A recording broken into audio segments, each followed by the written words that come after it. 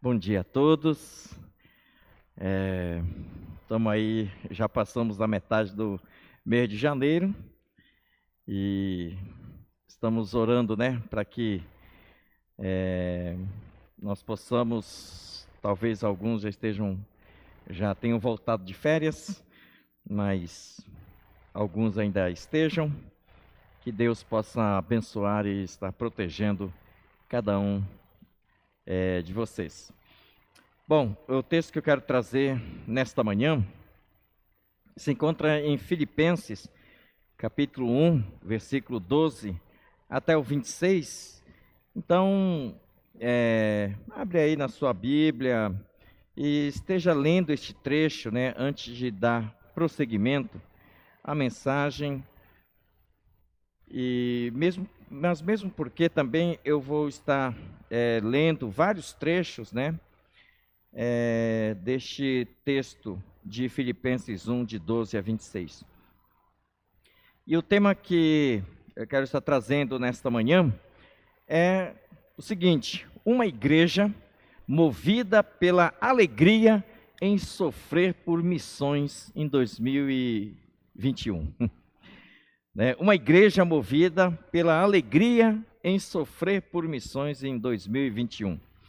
Então, assim, quando a gente fala em igreja, fala igreja, né? Mas a igreja, né? Eu e você somos igreja, não é isso? Então, onde está uma igreja, diga assim, né? No meu caso, por exemplo, um shinobu movido pela alegria em sofrer por missões em 2021. Nós já ouvimos ao longo deste mês, né, e também do último domingo, o preço do discipulado, né? E não é uma coisa assim fácil, né? Discipulado, ser discípulo, né? Vamos lá. Não, você tem que saber as implicações do que é ser um discípulo. Não é diferente de um voluntário, como pregou a pastora Beth. E aqui nós temos então a palavra de Deus dizendo, no versículo 12, quero que saibam, irmãos, que tudo que me aconteceu tem ajudado a propagar as boas novas. No caso do apóstolo Paulo, ele estava preso. Preso por quê? Porque ele estava pregando o evangelho, estava fazendo uma coisa que não podia ser feita pela lei do Império Romano. Pelas leis de Césares, ele não podia pregar o evangelho. Então ele estava preso. Talvez em Éfeso, alguns supõem que estivesse preso em Roma, mas não importa aqui, o que importa é sabermos que Paulo estava preso, e que o fato dele estar preso, ao invés do evangelho ficar preso, na verdade, a prisão de Paulo contribuiu para o progresso do evangelho. Olha só que detalhe interessante. Meus irmãos, hão de convir comigo que essa igreja de Filipos nasceu em uma circunstância, assim, de muita tribulação.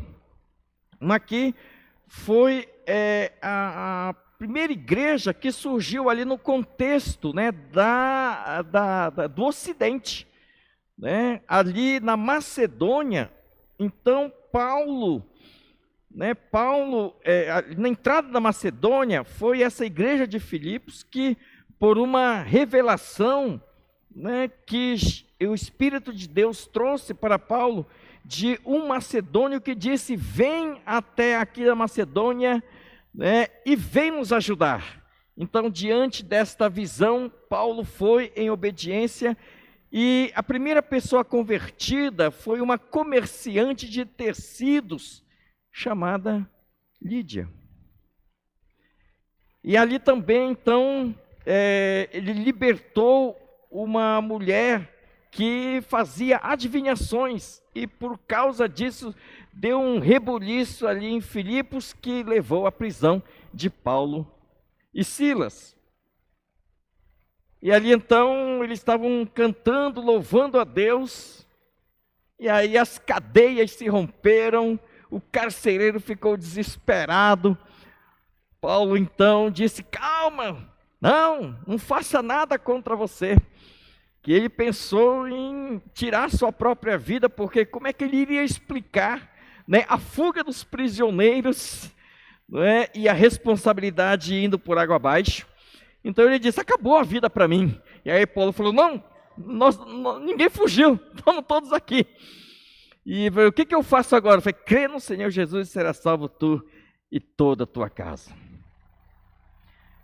Mas quando Paulo, então, distante daquela igreja, estava escrevendo para aquela igreja de Filipos, então ele estava dizendo: olha, eu estou aqui preso, mas olha, vou te dizer uma coisa, o evangelho de Cristo se tornou conhecido por toda a guarda pretoriana, a guarda imperial, a guarda do rei, a guarda do imperador, porque a cada turno, não é, de 12 horas, né, os guardas ficavam ali acorrentados junto com Paulo, estava ali, e era 12 horas de pregação do evangelho.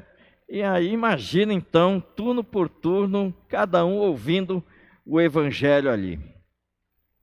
Aplicando para o nosso contexto, não é, a tribulação que temos passado tem servido para que o evangelho pudesse progredir, e esse ponto é muito importante. Veja, em nosso cotidiano, é verdade que ficaremos irritados e insatisfeitos se vivermos achando que a alegria depende de bons acontecimentos, pois, de fato, né, acontecimentos desagradáveis fazem parte da vida da gente, não é? Se a gente for esperar ficar alegre, né, ficar no estado de felicidade, só nos momentos bons e agradáveis da vida da gente, vai ter gente que vai dizer assim: eu nunca fui feliz na minha vida, porque só desgraça me acontece. Porém, pela palavra de Deus de hoje, nós aprendemos que em qualquer tempo, a primeira coisa que temos que ver é se o evangelho de Cristo foi propagado ou não. Meio sem coerência, né? Porque no nosso dia a dia mesmo normal, a ideia, né, a conclusão se a gente está bem ou não, se a gente está alegre ou não, um referencial, é a gente, né? Eu estou bem? Se eu estou bem, então está tudo bem. Não é? O mundo pode estar desabando, mas se eu estou bem, está tudo bem. E aqui, o que nós podemos perceber é que Paulo tinha o seguinte referencial. Qual é o referencial de que eu posso dizer: eu estou muito alegre? Qual é o referencial? O referencial para Paulo era se o evangelho de Cristo estava sendo propagado ou não. Puxa, mas isso daí não é uma coisa assim, sabe? Acho que isso aí, talvez você, né, e até eu também, no meu dia a dia, eu vou dizer, né? Puxa, eu não uso esse referencial para tomar a conclusão de que eu estou alegre na minha vida.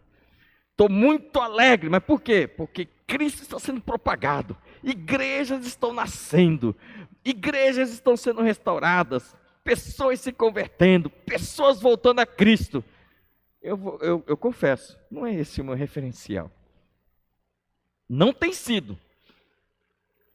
Mas o referencial que todos nós precisamos ter, porque precisamos aprender com o exemplo de Paulo, porque ele mesmo disse, né, sejam meus imitadores assim como eu sou de Cristo, é imitar Paulo, por exemplo, nesse aspecto. Deus está sendo anunciado, eu estou fazendo discípulos, não é? Os meus discípulos estão de fato, não é? Como discípulos de Cristo, não meus discípulos, mas eu digo meu, porque estou sendo usado para que Cristo esteja chegando até eles. Será que de fato, não é, está ocorrendo um crescimento, um discipulado, uma multiplicação, está acontecendo uma reprodução. Será que é isso mesmo? Olha, pode estar faltando dinheiro, pode a minha saúde estar abalada, mas se Cristo está sendo propagado, se igrejas estão nascendo, se discípulos estão se multiplicando, então eu tenho razão para dizer que a minha vida está sendo abençoada e que a igreja do Senhor Jesus, que a igreja Holiness do Bosque está sendo uma igreja abençoada, uma igreja neotestamentária. No versículo 14 podemos ver que por causa da prisão, a maioria dos irmãos, diz aqui, a maioria dos irmãos daqui se tornou mais confiante no Senhor e anuncia a mensagem de Deus com determinação e sem temor. Olha que coisa meio fora de lógica, né? Na verdade, Paulo estava preso, o natural seria que os irmãos de Filipos, os filipenses, ficassem, não é, amedrontados, ensimesmados, ficassem assim, né, encolhidos, falassem assim, gente, veja, se Paulo foi preso, imagina nós, pobres mortais, nós vamos ser devorados. Não é? Então é melhor a gente ficar aqui, ficar de mansinho e não perturbar a ordem do imperador. Mas não, esse Paulo está preso. Ah, peraí, então, se ele está preso, então, estou nem aí. A gente vai pregar o evangelho mesmo. Olha, a prisão de Paulo, por causa do evangelho, encorajou os filipenses a pregar o evangelho. Olha que coisa absurda, não é? Bem mesmo fora de lógica. Mais uma vez, trazendo a aplicação dessa palavra para a nossa realidade, as circunstâncias de nossas vidas, por muitas ocasiões, acabam contribuindo para o progresso da fé dos nossos irmãos. E essa passagem ensina que, independente das circunstâncias, sejam boas ou ruins, o importante é fixar o olhar para o objetivo da vida cristã, ou seja, o progresso do Evangelho de Cristo, o crescimento da fé dos nossos irmãos e irmãs. Versículo 15, é verdade que alguns anunciam a Cristo por inveja e rivalidade, mas outros o fazem de boa vontade. Né? Estes, os de boa vontade, pregam por amor. Aqueles, né, os por inveja, anunciam a Cristo por ambição egoísta, não com sinceridade. Não é? Tem gente que a gente vê, né, tem pessoas aí pregando evangelho, mas para engrandecer o seu próprio bolso, para inchar suas contas bancárias. São os famosos evangelistas e evangélicos da prosperidade. Não é, que pensam apenas em seus próprios estômagos, em suas próprias propriedades. Mas veja só, para Paulo não importava as motivações pelas quais Cristo estivesse sendo pregado, ele se alegrava com o fato de Cristo estar sendo anunciado. Eu fico pensando, falar, puxa vida, olha, se Paulo vivesse no nosso tempo, ele ficaria vendo, né, muitos, né, pastores pregando aí Cristo e cobrando, né, para semear em Cristo, semear 1.000, semear 5.000, semear toda a propriedade. Ele diria assim, glória a Deus, olha só, Cristo está sendo pregado. Eu ia falar assim, peraí, apóstolo, não fique muito contente não, porque está havendo um escândalo. Não, eu estou vendo gente se convertendo também nessas igrejas, gente mudando de vida. Eu falei, mas peraí, vamos fazer um concílio teológico, né, para ver se dá uma paradinha nessa turma aí. Não, que isso? Não é? Imagina aqui, né, os que pregavam por inveja, né, ficavam disputando. Não, peraí, nós é que pregamos mais do que Paulo, né, nós é que somos mais eloquentes e tal. Aí Paulo falou, glória a Deus, olha só, isso que importa. Olha, quando a gente tem um foco mesmo em Cristo, né, naquilo que está acontecendo, de fato, muda toda a perspectiva, a análise, né? E queridos, onde está a nossa alegria? Onde está a alegria da nossa igreja? Por acaso estaria apenas nos bons acontecimentos? Estaria somente em fatos agradáveis que ocorrem dentro do Brasil e no exterior? Não é? Se for por causa disso, então a gente está perdido, porque, né, só acontece coisa ruim, né, na visão de alguns, né? Só acontece desgraça. O ano passado, né, coronavírus de ponta a ponta. Agora, segunda onda, e parece que quando eu estava pensando em abrir, teve que fechar tudo de novo. Se analisarmos com profundidade este texto bíblico de hoje, né, sinto que estou sendo envolvido pelo estilo de vida carnal material. Eu olho para o texto e olho para mim e falo, não, peraí, tem alguma coisa errada. Peraí, esse pessoal acho que não vivia aqui na terra, não. E de fato, vivia na terra, mas não pensava nas coisas terrenas, né? O espírito estava nas regiões celestiais. E penso que não consigo chegar nesse nível espiritual de Paulo, mas Paulo era uma pessoa como nós. E, no entanto, pelo fato dele, no Senhor, ter estado cheio do Espírito Santo, tenho certeza que nós também podemos ser agraciados por esse mesmo Espírito. O que importa é que enquanto estivermos aqui na terra, a palavra de hoje nos ensina a grande importância de visualizar se Cristo está sendo anunciado em meio às circunstâncias, e não importa a forma pela qual isso está acontecendo. Para Paulo, tudo era graça de Deus. Se Cristo estava sendo anunciado por inveja ou rivalidade ou por amor, Paulo entendia que tudo isso era bênção e se alegrava nisso. Nesses tempos de segunda onda, tenho a convicção de que Deus Todo-Poderoso tem trabalhado nos corações de muitas pessoas também. E sabe, tem aumentado pessoas buscando o Senhor. Muitos têm procurado os cultos nas igrejas, né? Pandemia não tem consequências apenas de pessoas morrendo. De fato, pessoas morrendo, isso é muito triste, não é? E o Senhor console os enlutados, mas por outro lado, toda essa situação tem promovido um avivamento em muitos lugares. Tem gente que nesses tempos de pandemia voltou, o Senhor estava afastado, estava longe. E aí o Senhor moveu aqui, acolá, e tem gente se convertendo. Outro dia eu ouvi testemunhos de pessoas que estavam no Japão, não é? E estava lá sem Cristo, e aí no meio de todas essas coisas, aceitou Jesus. No Japão, no Brasil, no interior do Brasil, nessa grande cidade, muita gente se convertendo, queridos. Muita gente se convertendo. Essas mensagens, não é, que são veiculadas pelo YouTube, por esses canais aí, atingindo pessoas, e o Espírito Santo está fazendo a obra. Olha que maravilha. Versículo 19 diz, pois sei que com suas orações e o auxílio do Espírito de Jesus Cristo, isso resultará em minha libertação.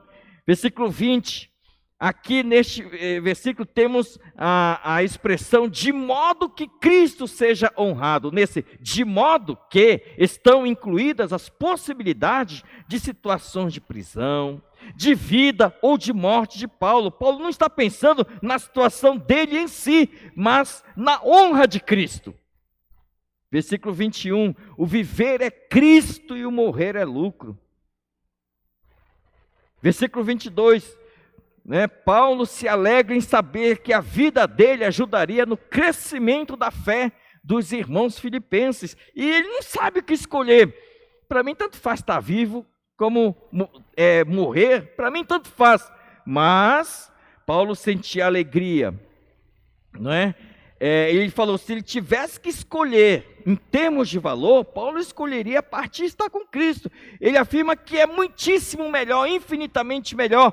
No versículo 24, Paulo fala, mas porque por causa dos irmãos, eu então vou permanecer. Você já chegou a pensar no porquê ainda Deus não te enviou para o céu? A resposta é, você é útil para ajudar os irmãos a crescerem na fé, discipular pessoas, e para que Cristo continue sendo anunciado. Esse é o chamado da nossa vida. Versículo 25, Paulo tinha a certeza dessa missão. Continuarei vivo para ajudar todos vocês a crescer na fé e experimentar a alegria que ela traz. E quando eu voltar, terão ainda mais motivos, diz no versículo 26, para se orgulhar em Cristo Jesus, pelo que Ele tem feito por meu intermédio. Gostaria de concluir, resumindo, que o motivo do nosso viver e a motivação da alegria nossa, da igreja, é, primeiro, ajudar os irmãos a crescerem na fé, é discipular, e segundo, é fazer Cristo ser mais e mais anunciado.